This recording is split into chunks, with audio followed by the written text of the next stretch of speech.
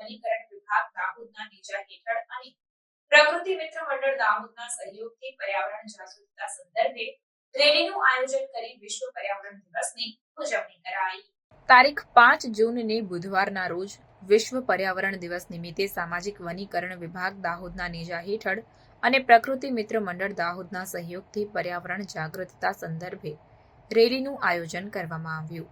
પ્રાપ્ત માહિતી અનુસાર સિદ્ધરાજ જયસિંહ છાપ તળાવના ઓપન પાર્ટી પ્લોટથી આ રેલીનું પ્રસ્થાન કલેક્ટર યોગેશ નિરગુડેના વરદ હસ્તે કરાયું હતું. તેમના દ્વારા આ રેલી માટે ખૂબ જ સહયોગ પણ આપવામાં આવ્યો હતો, જે ખૂબ ઉત્સાહ પ્રેરક રહ્યો હતો. સાથે જ આ રેલીમાં વિવિધ પર્યાવરણ પ્રેમી સંસ્થાઓ જેમ કે રેડ ક્રોસ, સહજ, સદગુરુ વગેરેની સાથે 250 જેવા પર્યાવરણ પ્રેમી દાહોદના નગરજનોએ ઉત્સાહભેર અને શિસ્તબદ્ધ રીતે આ રેલીમાં ભાગ લીધો હતો અને પર્યાવરણની જાળવણી માટે જાગૃતતા ફેલાવવામાં મદદરૂપ બન્યા હતા.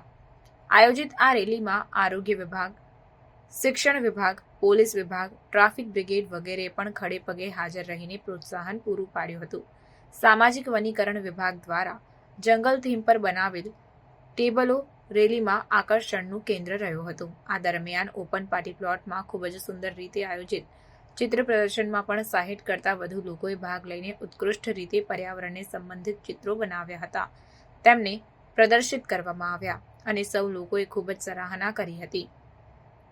રેઇન વોટર હાર્વેસ્ટિંગનું મોડેલ આ સાથે પ્રદર્શિત કરવામાં આવ્યું. આગામી સમયમાં આ ચિત્રો વન વિભાગ દ્વારા યથાયોગ્ય રીતે સાચવવામાં આવશે અને સામાજિક વનીકરણ વિભાગ દાહોદના DCF અમિતકુમાર નાયક અને તેમની ટીમ, વન વિભાગની સમગ્ર ટીમ સતત આયોજનમાં ખડે પગે માર્ગદર્શન આપવા માટે અગ્રેસર રહ્યા હતા.